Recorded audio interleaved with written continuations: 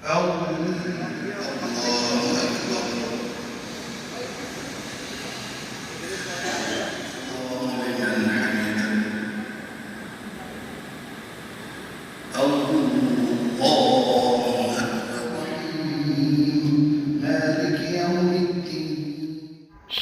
দেখতে পাচ্ছেন সুন্দর একটা মসজিদ, সেটা হচ্ছে সারা বাংলাদেশের মধ্যে সবচাইতে বড় মসজিদ।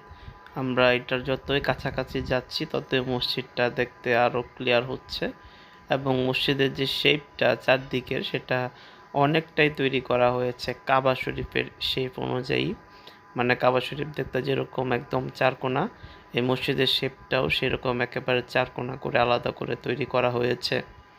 আর এটা ঠিক মাঝখানে গম্বুজটা এবং পাশে একটা সুন্দর মিনার, এবং মসজিদটা এতটা আধুনিক করে তৈরি করেছে যার ফলে এখানে অনেক বেশি খরচও হয়েছে। বলা হচ্ছে এই মসজিদে এখন পর্যন্ত খরচ হয়েছে 300 কোটি টাকা। আর মসজিদে আমরা গিয়েছিলাম রমজান মাসে, যার ফলে ইফতারটা ধরার চেষ্টা করছিলাম যত তাড়াতাড়ি সম্ভব যাতে ইফতারটা ধরা যায়। তো সেই অনুযায়ী আমরা রাস্তা দিয়ে এগিয়ে যাচ্ছিলাম, রিক্সা নিয়ে নিয়েছিলাম। তো পাশে হচ্ছে মসজিদ, এবং আমাদের বাম পাশে যেটা সেখানে হচ্ছে ইউনাইটেড গ্রুপের যে ইউআইইউ ইউনিভার্সিটি, এবং সেই ইউনিভার্সিটির ক্যাম্পাস মাঠ। যতটুকু জানি যে এই মসজিদটাও ইউনাইটেড গ্রুপেরই অন্তর্ভুক্ত। পিছনে আবার হচ্ছে ইউনিমার্ট আছে, এবং এই এলাকার যে একটা ছোটোখাটো আবাসিক এরিয়া সেটাও যতটুকু সম্ভব ইউনাইটেড গ্রুপেরই। তো ইফতারের ঠিক আগ মুহূর্তে চলে আসি, বেশি সময় ছিল না, আর আধা ঘন্টার মতো ছিল। তো সেখানে সবাইকে তারা লাইন ধরে নিয়ে যাচ্ছিল, কেননা লাইন ধরা ছাড়া মানে ভিতরে মানুষ তো হচ্ছে সীমিত, এত মানুষকে খাবার দেওয়া যাবে না, ইফতার দেওয়া যাবে না হয়তো, সেজন্য সবাইকে সিরিয়াল ধরে লাইন ধরে সুশৃঙ্খলভাবে মসজিদের ভিতরে ঢুকতে হচ্ছিল। সেটা প্রথম দিকে আমিও আশ্চর্য হয়েছিলাম যে মসজিদের ভিতরে ঢুকতে গিয়ে লাইন ধরে কেন ঢুকতে হবে। পরে যেটা বুঝতে পারলাম যে সেখানে হচ্ছে আলাদা করে যেতে হচ্ছে, কারণ খাবারের ব্যবস্থা হচ্ছে সীমিত।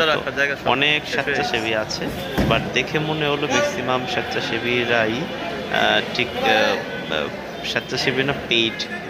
যাক, আমরা আস্তে আস্তে মসজিদের ভিতরে ঢুকে একদম ইফতারের টাইমে চলে আসি। ইফতারের কিছুটা আগ মুহূর্তে আমি বসতে পেরেছিলাম।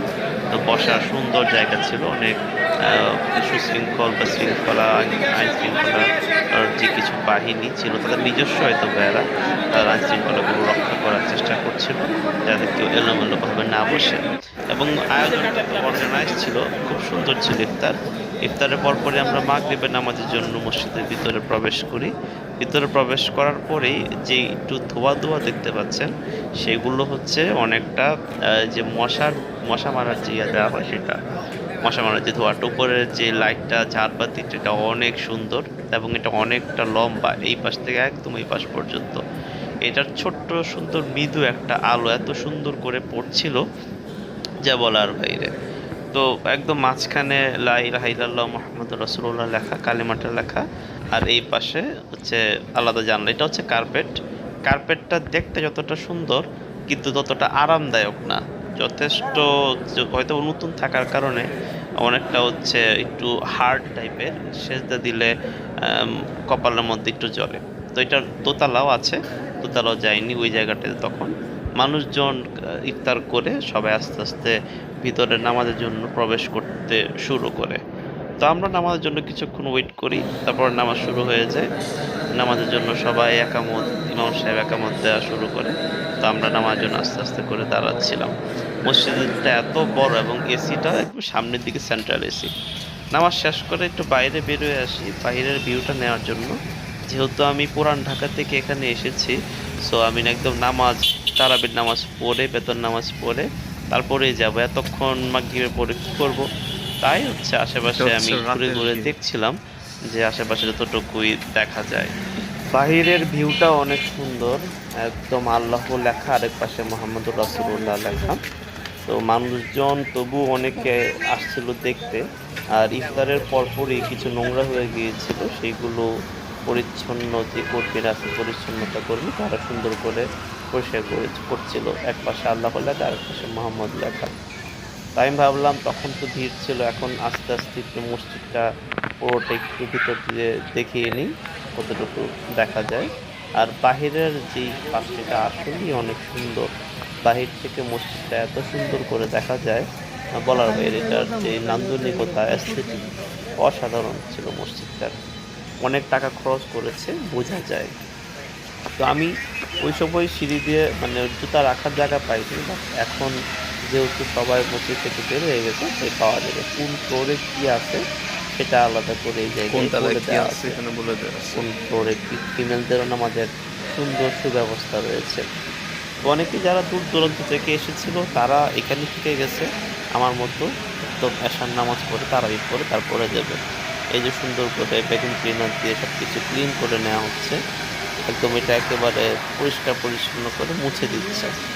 সুন্দর পরিষ্কার পরিচ্ছন্নতার যে কার্যক্রম তাদের, এবং সার্বক্ষণিক এখানে কেউ না কেউ দাঁড়িয়ে আছে। তো এখন জুতা রাখার জায়গা পেয়েছি, যদিও আগে জুতা রাখার জায়গাটা আমি পাইনি। তো এখন জুতা রাখার জায়গাতে আমি আমার মতো করে জুতা কত রাখলাম নম্বর সিরিয়ালে রেখেছিলাম, 223 24, মানে 2 জন 122 রাখতে পারবে। মনে হয় না, কত 100। আমি একটু ফোল্ড করে রাখি। জায়গাটা মনে রাখাটা গুরুত্বপূর্ণ। একশো, 224। হ্যাঁ সরি 224, 23-24 একটার মধ্যে দুজন রাখতে পারে। এখানে লিফটও আছে, আবার এসকেলেটরও আছে। সিঁড়ি, কেউ লিফট, চাইলে যে সিঁড়ি লিফট আছে ওইগুলো দিয়েও যেতে পারবে, এসকালেটর, উপরে উঠতে লিফট পারবেন। দুইটাই আবার আছে। যদি কেউ চায় যে না আমি লিফটে উঠতে চাই, সাধারণত তার জন্য বাংলাদেশের লিফটের মসজিদগুলোতে ব্যবস্থাও রয়েছে। আমি মসজিদের সিঁড়ি মধ্যে লিফট খুব বেশি একটা এসকেলেটর দেখা যায় না। খুব কম দেখেছি, যদিও এটা এখন চলছে না, যেহেতু এখন নামাজের সময় না। কিন্তু আমি আরেকটা দেখেছিলাম হচ্ছে মিরপুরে। এছাড়া এখানে একটা দেখলাম মসজিদে, যেখানে সিঁড়ি লিফটের ব্যবস্থা ওজুখানার দিকে রয়েছে। যাই। তো আমরা এখন একটু আস্তে আস্তে অজুখানার দিকে এগোই। অজুখানাটা দেখতে কেমন? প্রত্যেকটা মসজিদেরই অজুখানা থাকে, মানে হচ্ছে মসজিদের নিচে বা আশেপাশে থাকে। তো এটাও মসজিদের নিচেই অজুখানাটা। তো যেহেতু একটু আগে মাগরিবের টাইম ছিল, অনেক মানুষের আনাগোনা ছিল, যার ফলে এই জায়গাটা এখনো ওইভাবে পরিষ্কার হয়নি। উম, এটা ফলে হচ্ছে এখানে ওজুখানা প্রচুর মসজিদের। হচ্ছে ময়লা ছিল ঠিক পায়ের নিচে। সেখানে তবুও পরিষ্কার করার চেষ্টা করছিল মানুষে, কিন্তু মানুষ বেশি হাঁটাহাঁটির কারণে যথেষ্ট ময়লা ছিল। আর এখানে হচ্ছে যে ওর পা গুলো হচ্ছে ওজুখানা এদিক দিয়েও আছে। শুকানোর জন্য জায়গা। আর যেহেতু অনেক মানুষ আপ ডাউন করে, আগেই বলেছি, তাই বেসিনের অবস্থাও খুব বেশি একটা ভালো না। কিন্তু তাদের পরিচ্ছন্নতার কার্যক্রম যথেষ্ট স্বচ্ছল। তারা প্রতিনিয়তই সেই পরিষ্কার পরিচ্ছন্ন করে যাচ্ছে। ওয়াশরুমগুলো দেখতে যথেষ্ট ক্লিন, এতটা অপরিষ্কার না। অজুখানাগুলো যদিও সীমিত। যাই হোক, আমরা এখন উপরের মসজিদের ভিতরের দিকে চলে আসলাম। এটা হচ্ছে মসজিদের ভিতরে ঢোকার আগে মাঝখানের একটা অংশ, যেখানে আমরা গম্বুজটাকে দেখতে পাই।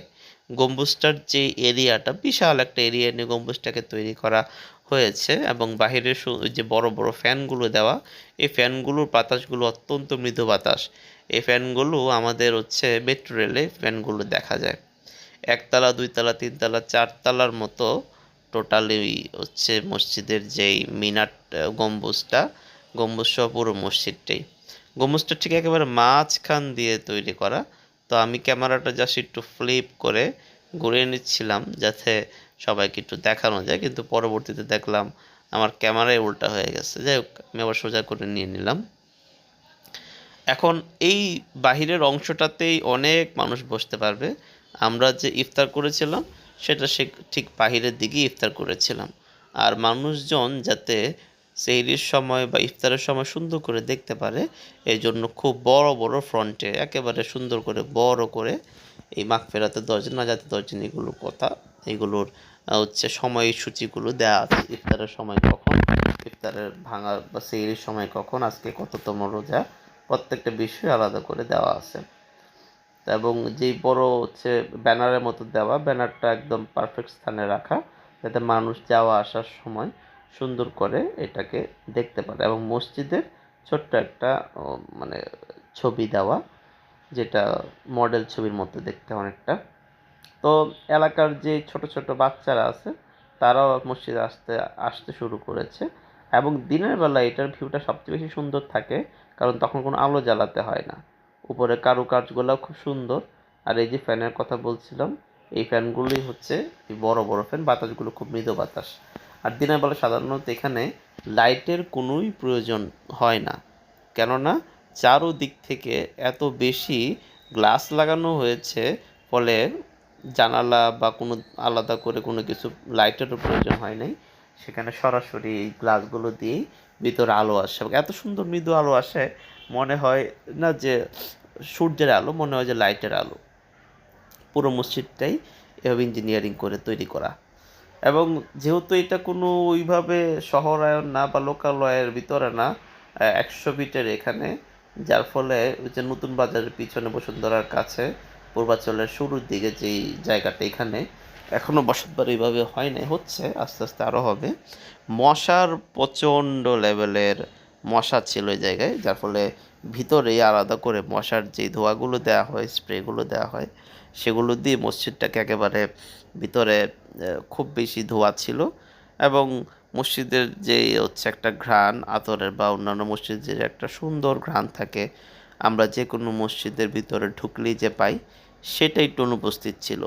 একে তো হচ্ছে একেবারে নতুন মসজিদ, দুই হচ্ছে যে একেবারে নতুন না বাট নতুন মসজিদ, দুই হচ্ছে যে এই মশা নিধক যেই ধোঁয়াগুলো আছে, স্মোকগুলো আছে, এই স্মোকগুলো দেওয়ার কারণে মূলত মসজিদের পরিবেশটা একটু অন্যরকম হয়ে গিয়েছিল।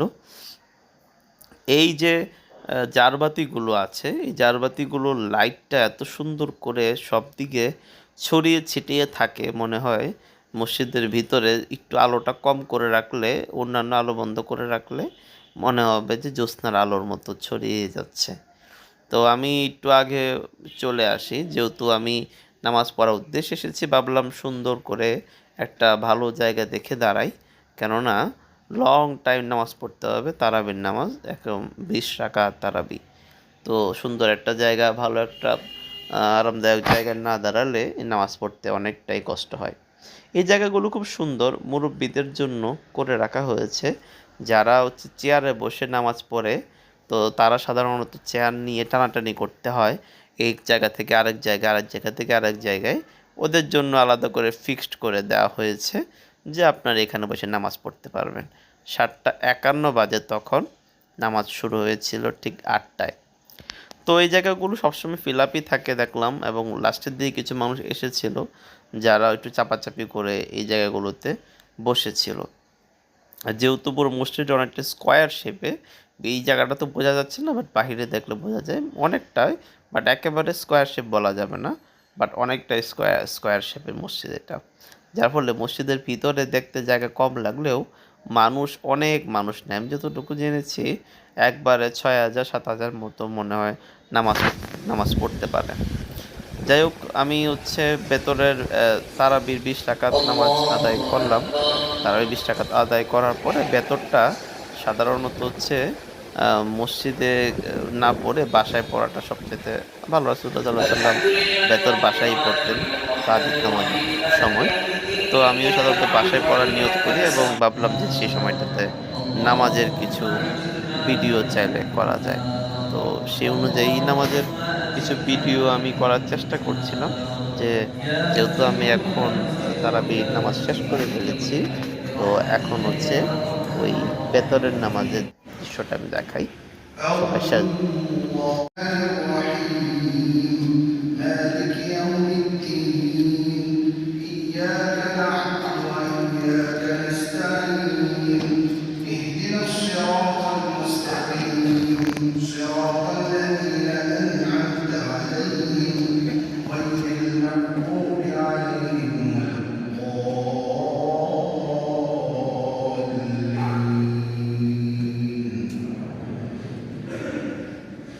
تبت يدا أبي لهب وتب ما أغنى عنه ماله وما كسب سيصلى نارا ذات لهب وامرأته حمالة الحطب في جيدها حبل من مسد الله أكبر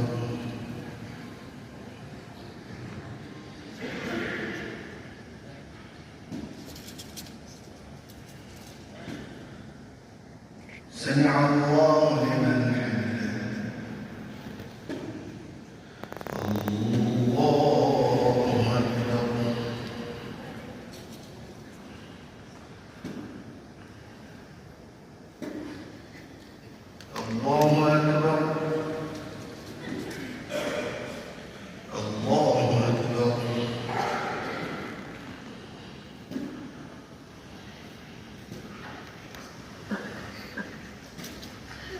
الله أكبر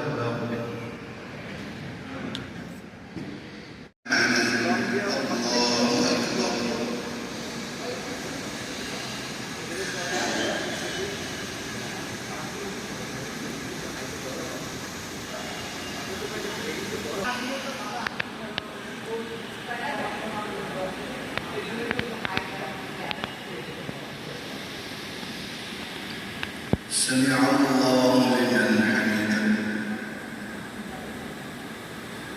الله أكبر